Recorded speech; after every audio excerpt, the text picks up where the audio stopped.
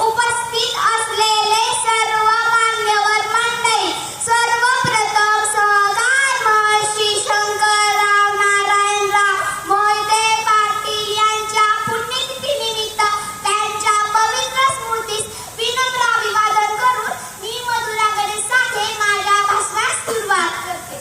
काकासाहेब, विकास, गती व चालना आपल्यामुळेच मिळाली व वर्षा व प्रेरणा आपल्यामुळेच मिळाली.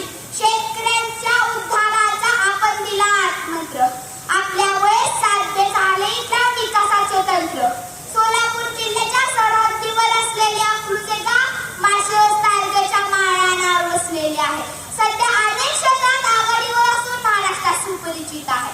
पण एक असा होता की या माळरानावर दुष्काळाच्या सावटाशिवाय काहीच नव्हते. ही गोष्ट सांगूनही खरी वाटणारी नाही.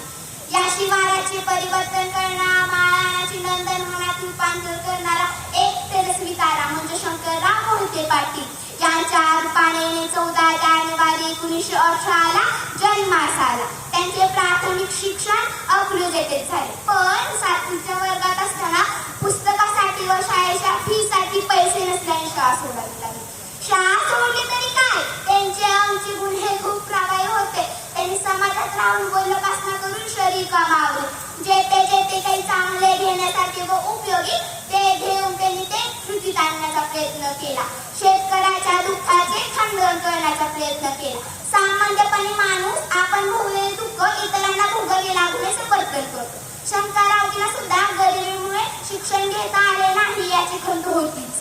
ती दूर करण्यासाठी त्यांनी अकलूज परिसरातील गरीब विद्यार्थ्यांना शिक्षण घेता यावे म्हणून 1948 साली विजय विद्यार्थी वसतिगृहाची स्थापना केली.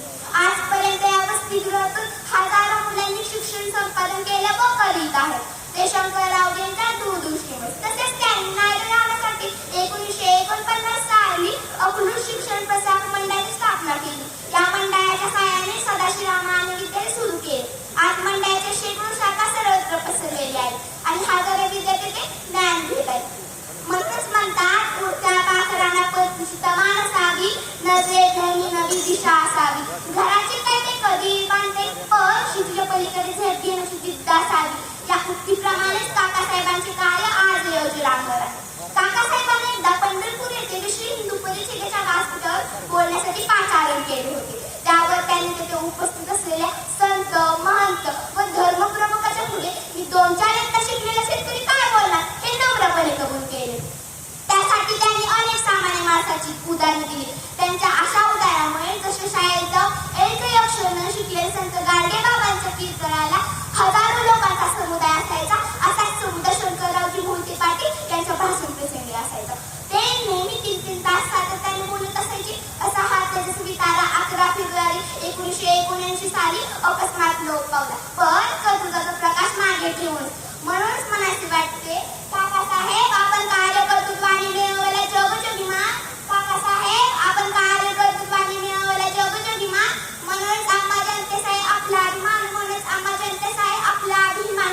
पुण्यात धन्यवाद. जय हिंद, जय महाराष्ट्र. धन्यवाद.